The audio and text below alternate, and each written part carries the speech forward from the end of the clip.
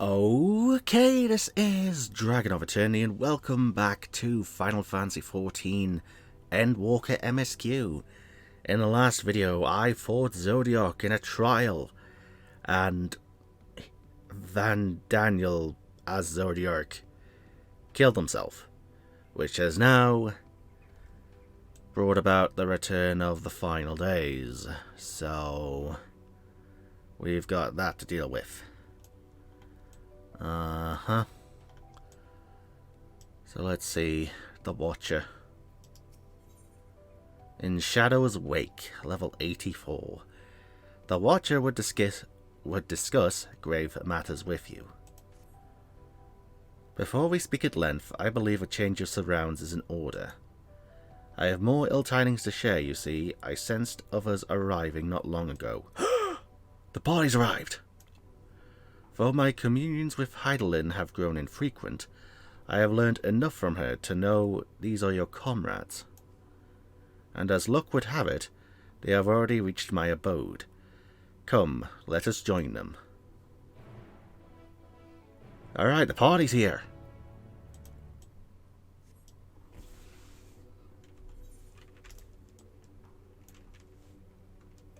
So I guess this is just our way to the moon now. A gate in Garlemald.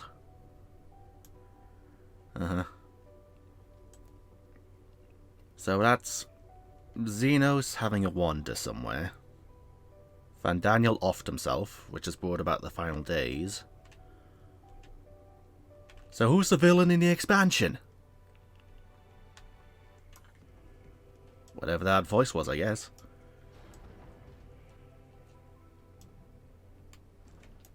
Well, there's 4 people. Pillar of Industry. Huh. Okay. Yes, they are indeed the 3 I sensed. Where's the others? May we presume this is a native of the moon? Or this... Let me redo that. May we presume this being is a native of the moon? Yes, you may, Urianger. Dare I ask what happened before he arrived? Let's see. I had an epic fight with Zodiac.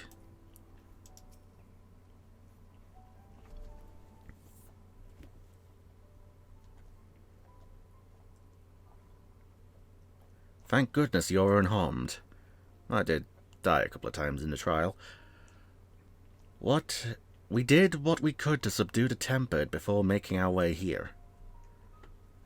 Not without casualties, unfortunately. Some few detonated explosives, killing themselves and others. Oh no. The contingency healers had their hands full tending to the injured and enthralled when we took our leave. Lest you wonder, Mistress Kryl hath also been delivered unto their care. Serving as a conduit for Hydaelyn's power hath taken its toll, but she will recover in due course. As for Alphino and Alice, they insisted on remaining in Garlemald while we 3 rushed to your aid. It appears, however, that matters here have already come to a conclusion. You could say that.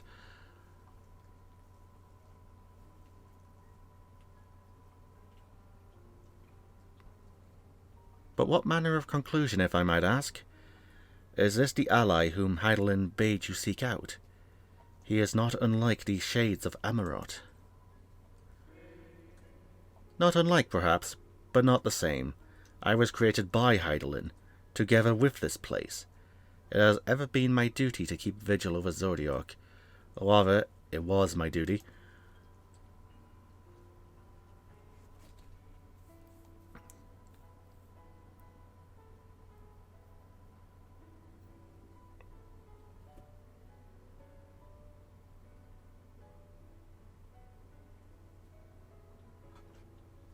Then Zodiac is no more? Yep. And not without consequence, I'm afraid. For now the delicate weave of the star, preserved by his presence, will begin to unravel. If you mean to avert the final days, then you shall have need of... Are you alright?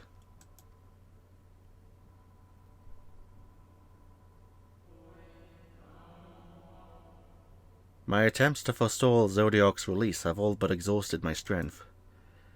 If you might allow me to rest a short while, I will share with you all I can.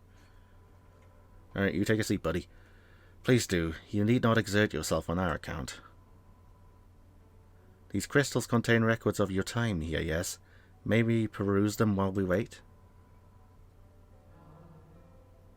By all means.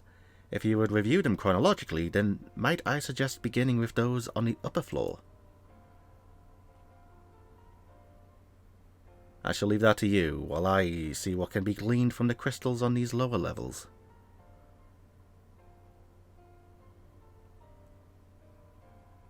Alright, you take a seat, buddy. Please don't fade out of existence.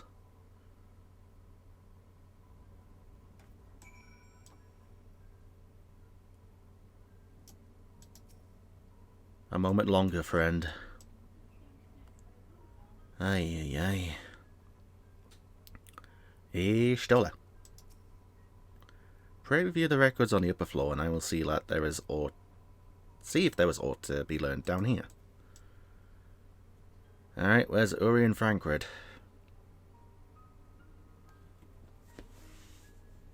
Inspect the dimly glowing crystal. Well, that's Frankred. Zodiac defeated. While he may have been in an incomplete state, that's nevertheless an impressive feat. But even if you hadn't, his demise was inevitable. Van Daniel would have seen to it one way or another. That said, he probably would have wielded Zodiac's power to wreak untold destruction before taking his own life, making this the better of two unfavorable outcomes. Yeah. Saburi. Dost thou suppose our host hath maintained his solitary vigil since the very beginning, without rest or relief? If so, these records comprise the sum total of his existence. We must needs handle them with care. Alright. Now, which one am I clicking on? That one.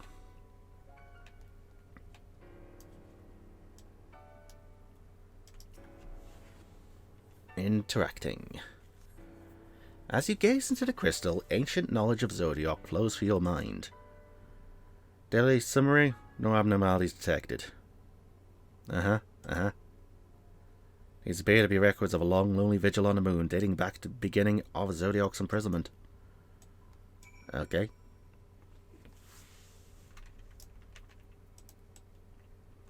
And then for that one...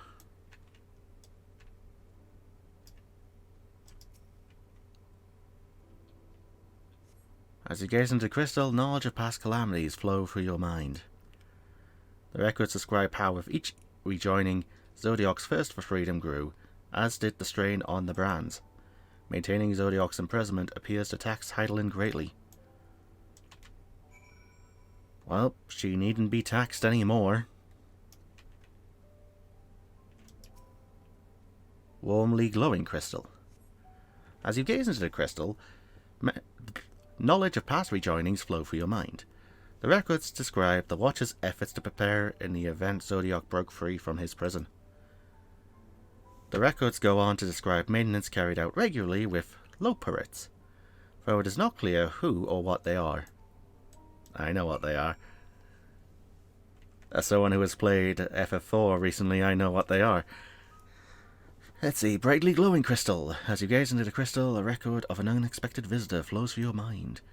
The records note the Watcher's musings when Elidibus is spotted on the moon, though clearly not for the first time. It is clear he and his brethren have a keen interest in freeing Zodiac from his prison, and yet they have made no attempt to destroy the brands. Perhaps they prefer he remain hidden from mortal eyes until the final rejoining. Perhaps they realize we would never dare bring harm to Zodiac, as long as he remains imprisoned. Alright. Yeah, Elidibus has appeared on the moon many times. Ishtola, did you learn anything of import?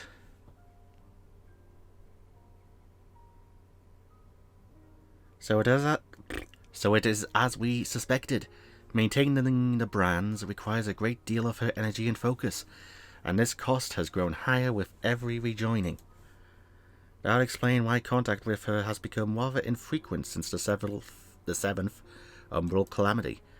I too made a rather startling discovery. The heavenly body we know to be the moon was in fact created by Hydaelyn. When the Watcher said he was created with this place, I thought he only meant this facility. Truly, Hydaelyn's powers are far beyond anything I could have imagined. Uh-huh. So I was here beforehand. What about tidal currents?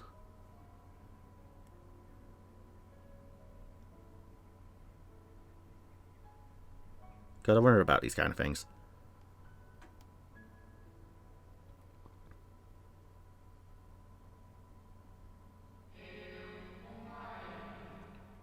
I thank you for affording me this short reprieve.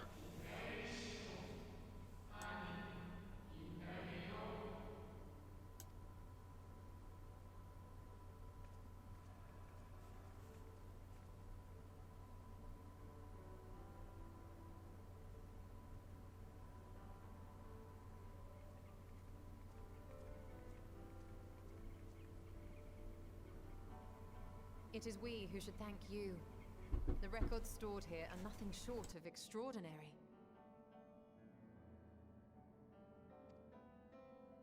There is much we could learn of Zodiark and his imprisonment, but perhaps you could offer us more focused guidance. Pray, tell us of the calamity that came before and comes now again.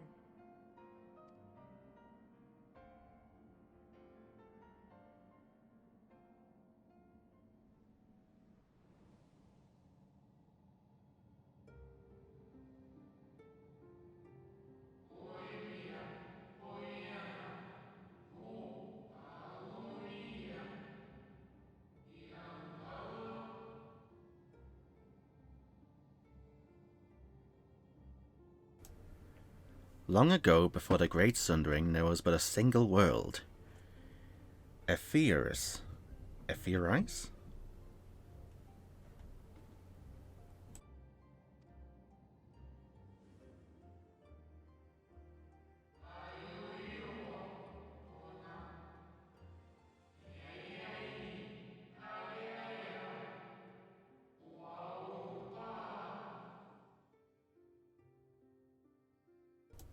One day, from within the earth, a terrible cry issued forth, affecting a profound change in all manner of life.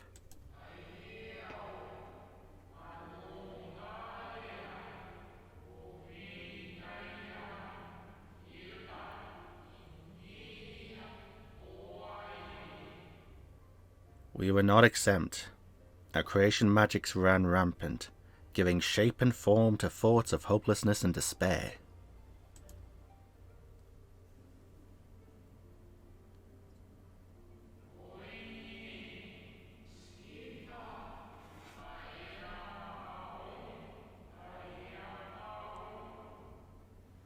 At first, the phenomenon was limited to a single region. I assume that's a new world. But quickly, so very quickly, it spread and engulfed the whole of the star.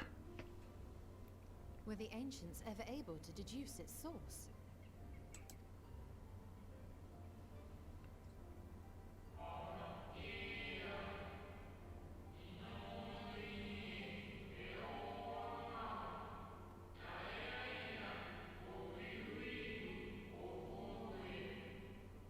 They were not.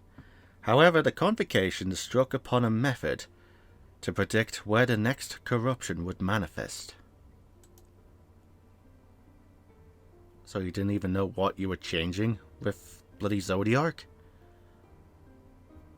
Sheesh.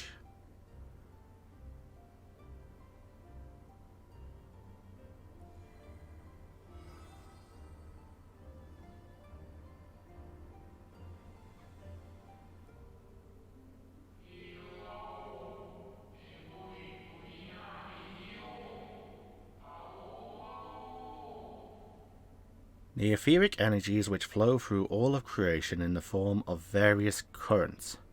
You're talking about the live stream.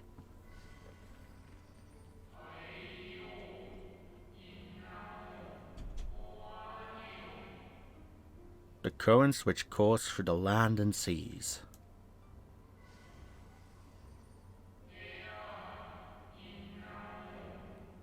Those which flow through the very air.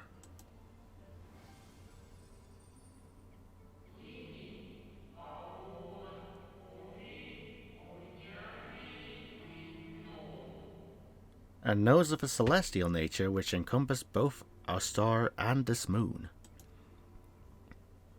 Celestial currents. I cannot say I am familiar with the concept. No one would be.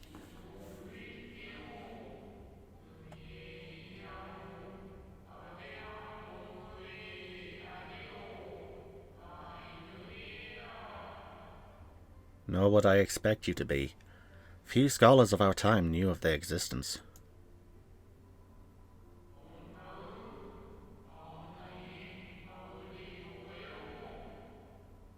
Their invaluable knowledge helped us better understand the nature of the calamity.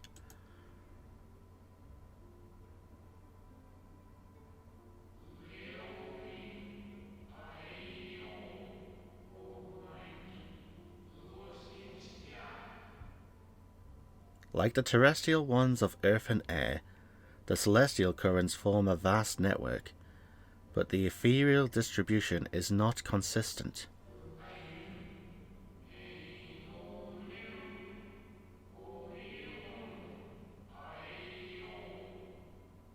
The convocation soon realized that the inciting incidents occurred in regions where the flow was weakest.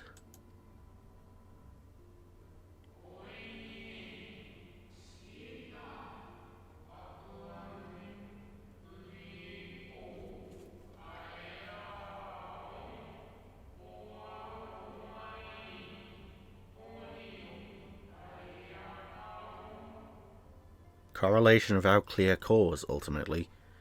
Nevertheless, on closer study, a stagnancy of ether was observed in nearby currents. And so they sought a means to harness the forces of darkness, of activity and growth. Thus was Zodiac conceived. No less a power than a god's could set right the laws of nature and quicken the flow of ether within the star.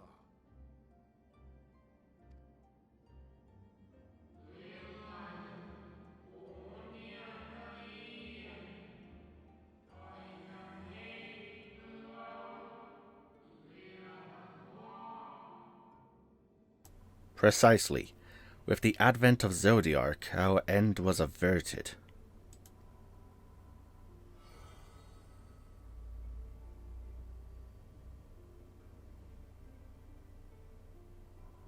Emmett Selk claimed that those who summoned Hydaelyn did so because they saw Zodiac's power as a threat. Is that true?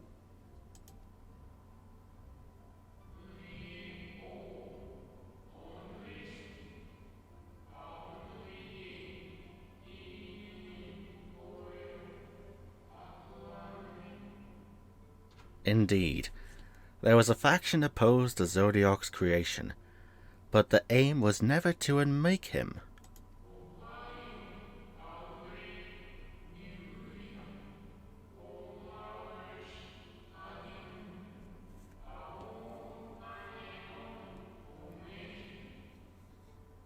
They understood the continued preservation of the natural order was dependent on his very existence. Until we could identify and address the underlying cause of the final days, he would need remain, for his departure would set in motion those apocalyptic forces once more, which is now happening.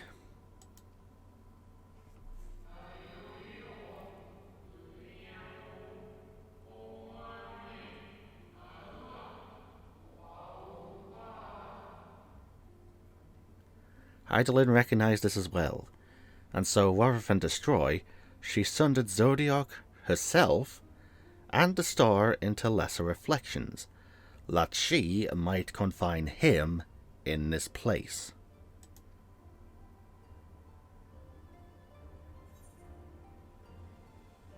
I could have sworn she beseeched me to banish the darkness. Then what she told me in the Ethereal Sea was false? Unless that wasn't Hydaelyn.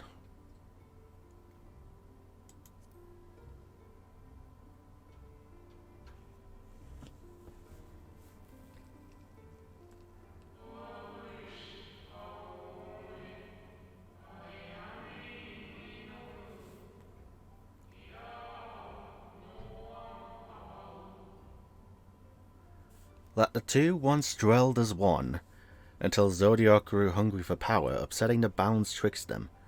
Not quite a lie, but rather a gross embellishment.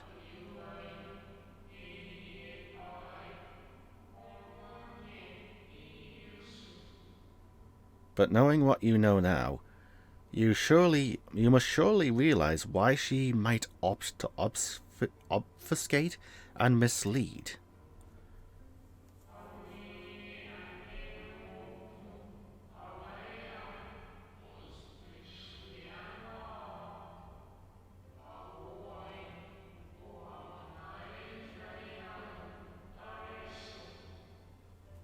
Hydaelyn and Zodiac are both constructs of man, approximations of perfection limited by our own imperfections.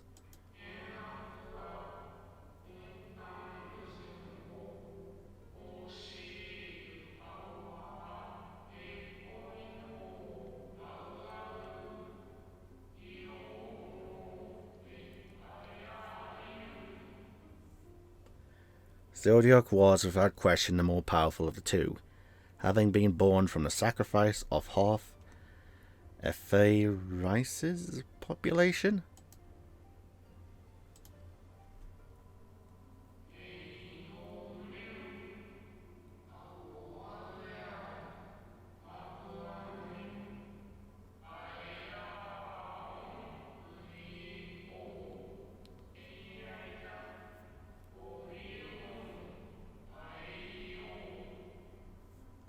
Thus was it necessary for Hydaelyn to commit herself wholly to his defeat. Still more effort was needed to confine him.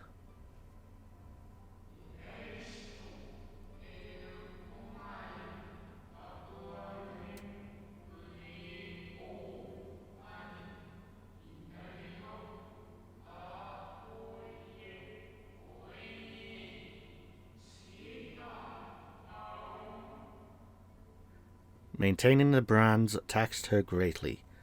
With what power she dared spare, she cried out to any who might listen, and offered her blessing to those who heeded her call. So the Warriors of Light.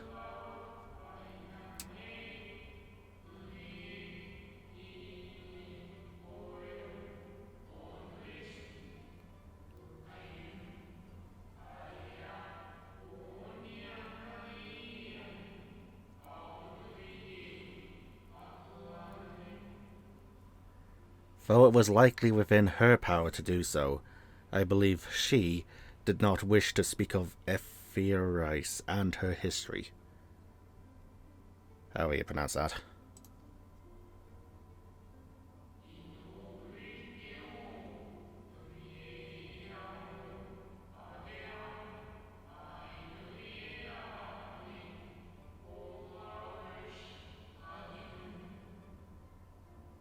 Like Zodiac, Hydaelyn's purpose is a reflection of her creators. They wish to look to the future, and not linger in a prison of the past. The Ascians set in motion 7 rejoinings before we came to oppose them. How many more worlds would have been lost had we not placed our faith in her? How many more souls living in the present would have been snuffed out for the sake of those long dead? Well, in light of recent events, I see no reason to doubt your word. And even if Hydaelyn is not a god in truth, if Minfilia believed that we should trust in her plans, then I choose to do just that. Which brings me to a rather important question. Let's suppose we try but fail to stop this second coming of the final days. Should the source fall, what will become of the other worlds?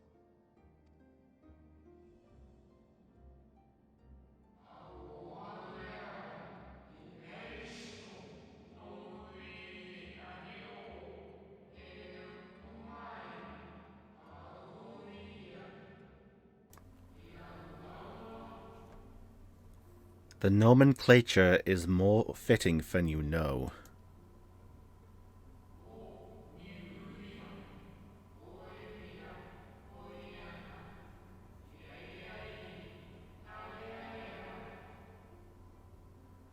Bring ruin to the source, and its reflections will share in its fate.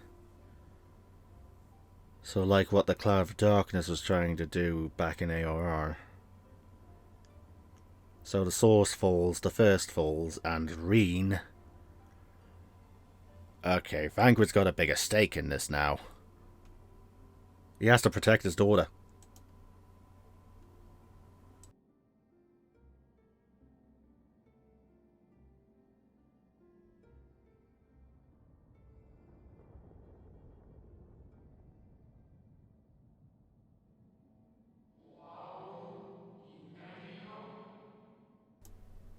Ah, it is ready. What is ready?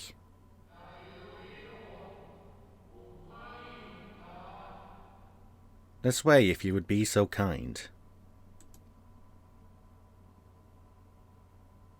Are we taking a ship back? What are we doing? Is this the lunar whale?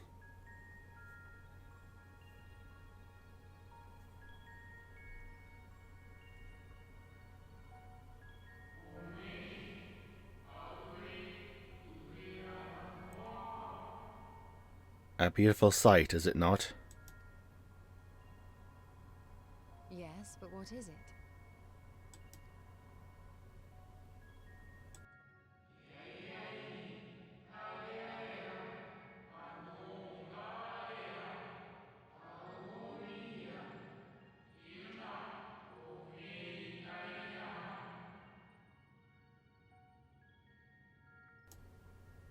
Hydaelyn knew better than any that her power was not absolute. Indeed, she has ever struggled to hold Zodiark and his faithful at bay.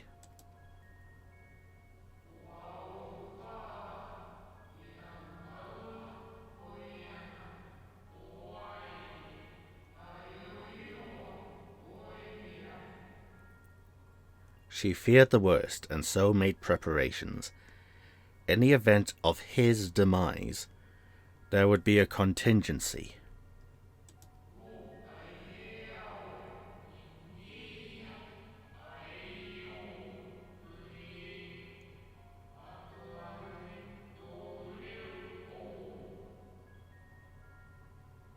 What?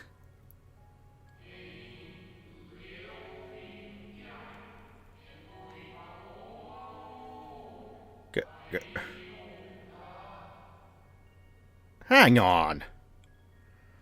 This moon is more than a prison. It is a vessel capable of bearing the people of Ephyros to safe harbor. Are you telling me we're going to get everyone onto the moon and go to a new planet? I feel like this is like the prelude to FF4 now. Yeah, if you think about it, the Lunarians fled their planet on a moon and came to the blue planet. This is literally the prelude to FF4 if this is an actual thing. You need not go far to find its pilots. In fact, I should be happy to take you to them.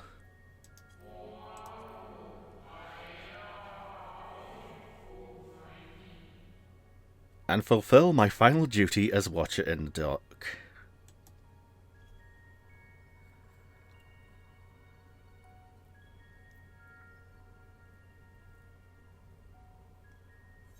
What?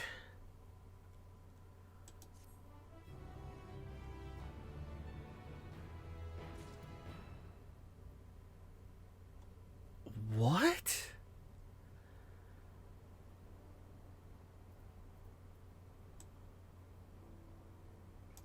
What the moon dust?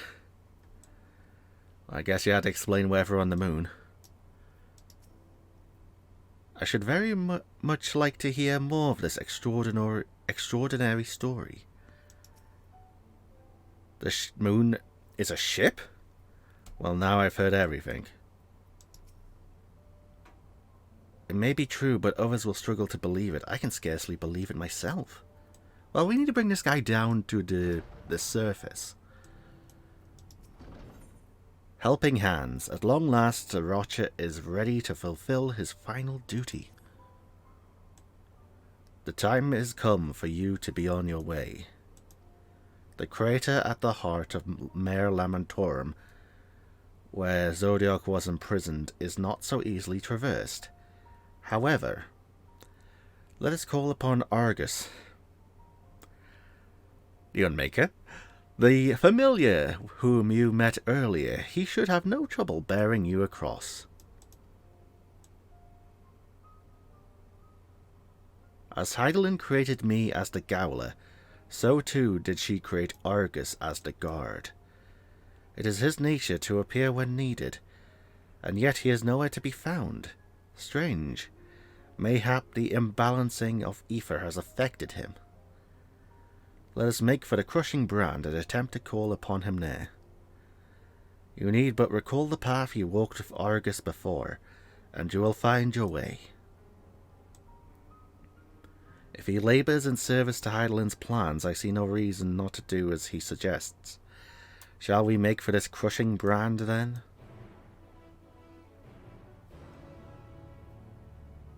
Okie dokie.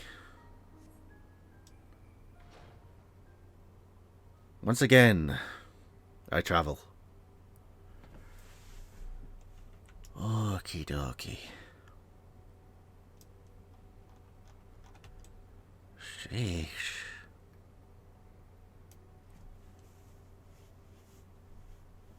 The final days. How do we deal with such a thing? God, I was expecting this in a later expansion, not now. I was expecting Zodiac to be the final boss. No, he's the first trial of 3. Or at least I think there's 3 trials in Endwalker. I hope they're all. Who knows, there might be more. Ay, ay, ay, ay, ay. What a predicament. I don't suppose there's going to be a dungeon on the moon, will there?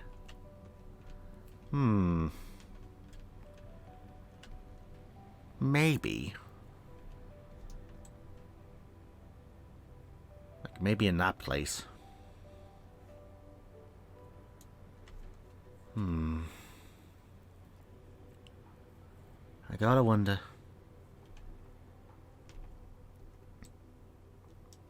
Let's see, where am I going? Up here. And should be over there. Ah, there they are.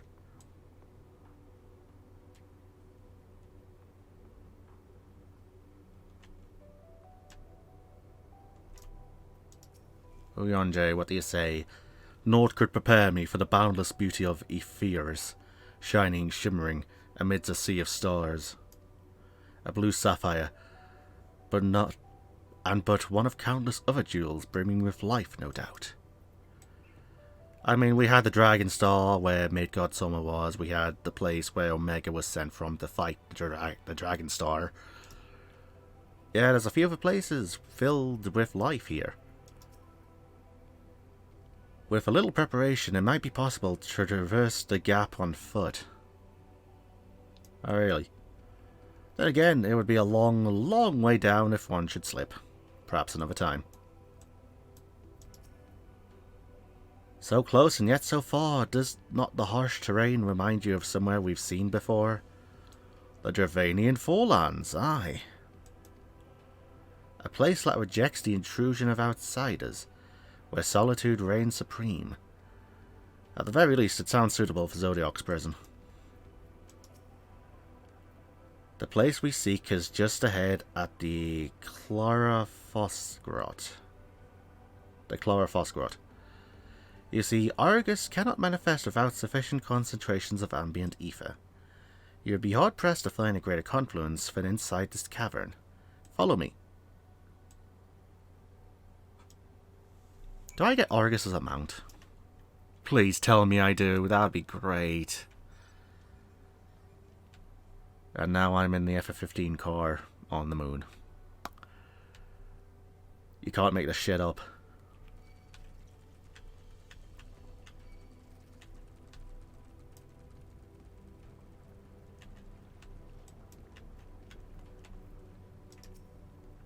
Curious, this place doth call to mind Pla Enai, home of the Numau. This entire cave is thrumming with ambient ether. Alas, any further analysis will have to wait. The guard of Zodiac's prison, eh? Blood-red eyes, slavering more, and built like a behemoth, I'd imagine. Let's hope he's friendly. Oh, he's very friendly. Yes, he will do nicely. The lunar sprongoi draw ether from the ground, which is then dispersed in the air. At present, however, the ambient energies are not quite sufficient for Argus to manifest. Might you be willing to spare some of your own to help the sprongoi along? Okay. Lunar sprongoi. Or spongoi. Attuning to the spongoi.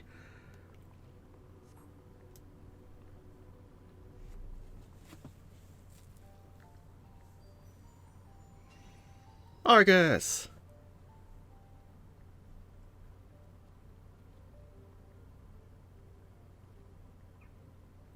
Argus manifests in a flash. He seems glad to see you again. Become my mount, Argus.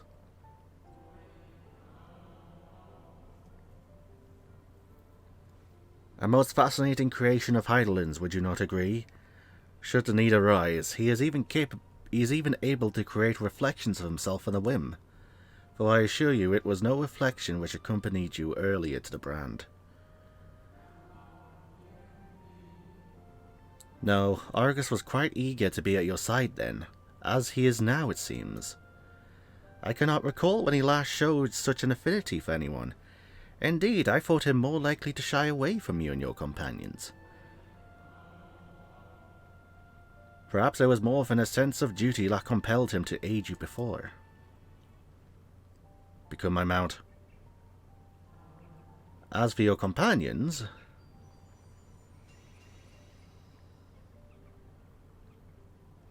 unexpected, but greatly appreciated. I believe we're all ready. Then let us return outside, that you may cross the chasm.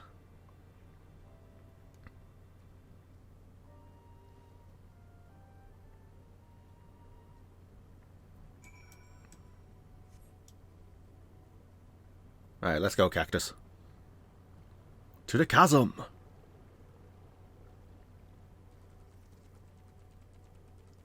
I wonder.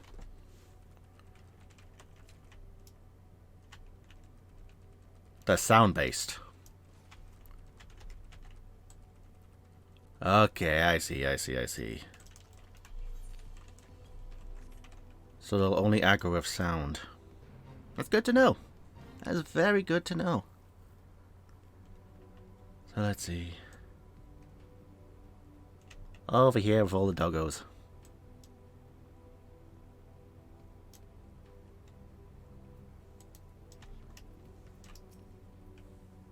I was expecting something a little more intimidating and less man's best friend. What are you gonna do? To whom must Hydaelyn entrust the command of so grand a vessel, I wonder?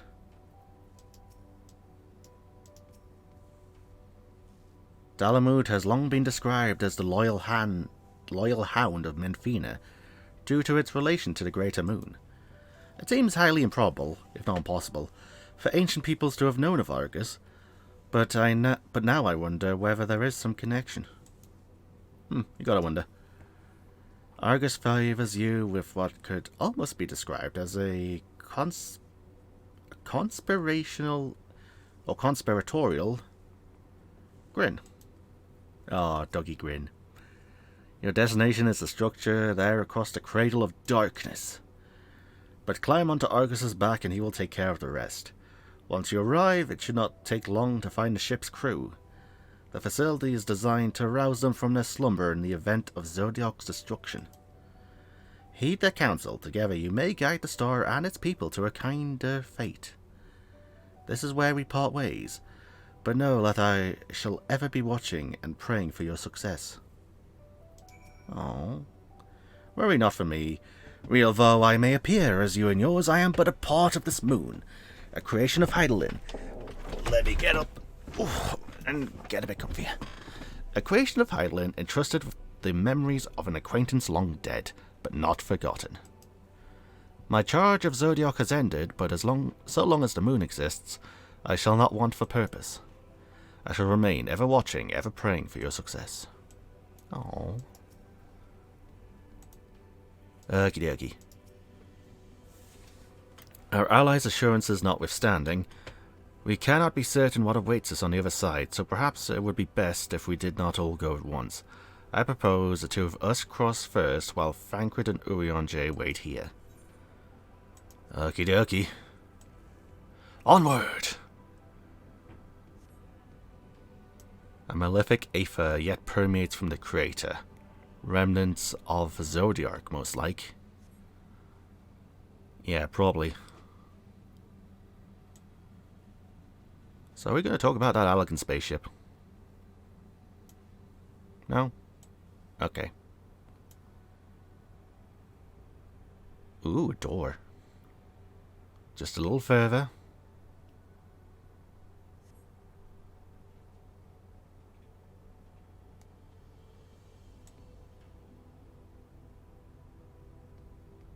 Discovered a new location. Oh, cutscene time.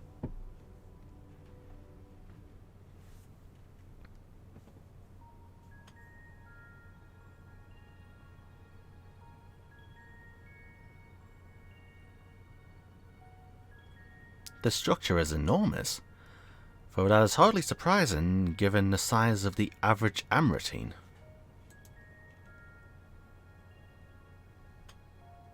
Apologies for the wait. Right then, let us head inside and... oh.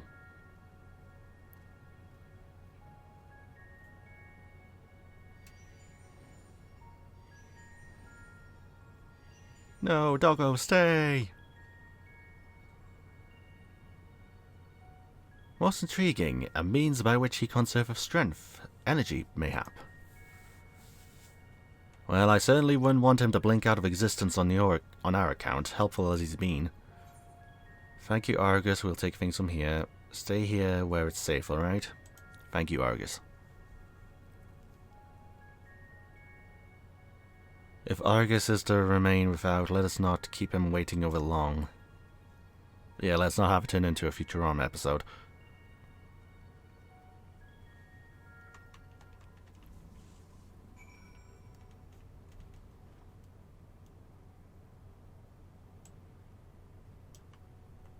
Speak of Thancred. Okay, there's a quest turn-in. I think that's when I end the video. Ooh. Pretty. Where am I? Best Ways Burrow.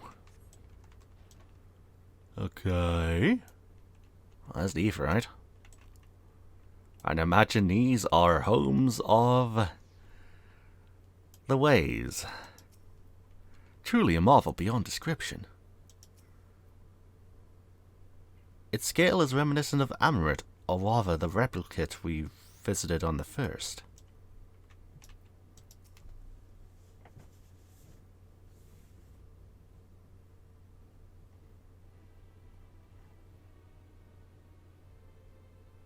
What's with the music?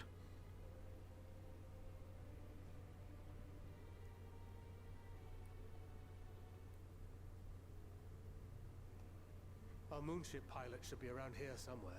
Is that right?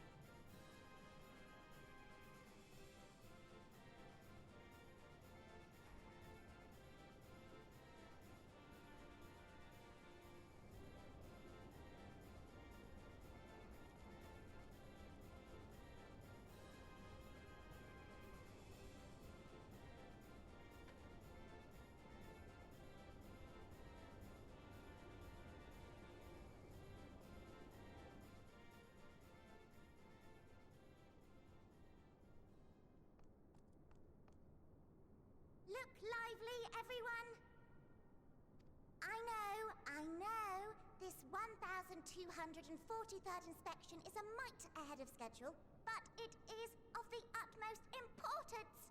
For Zodiac, alas, is no more. As of now, our mighty moon has a new purpose: to bear the people of Etheris to safety. Okay, so it's Etheris. Thank you. Etheris. Got it. Our time has come, my friends.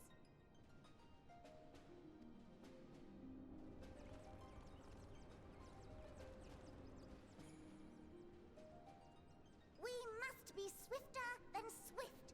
There is much to do before our guests arrive. I expect your workstations to be immaculate. And don't forget to relay our signal to Etheris. Questions? Yes? No? Maybe so? No? Then hop to it!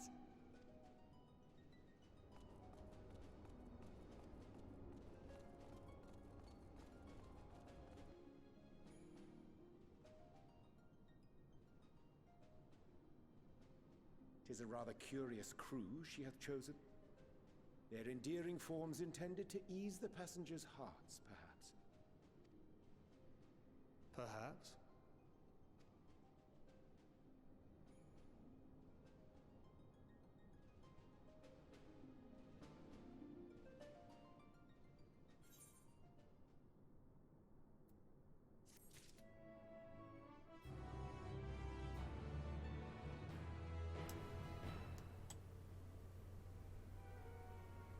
I have to end the episode here, really?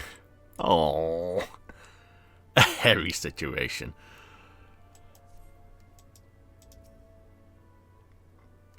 Given the present crisis, Hydaelyn doubtless sought to facilitate cooperation betwixt pilot and passenger.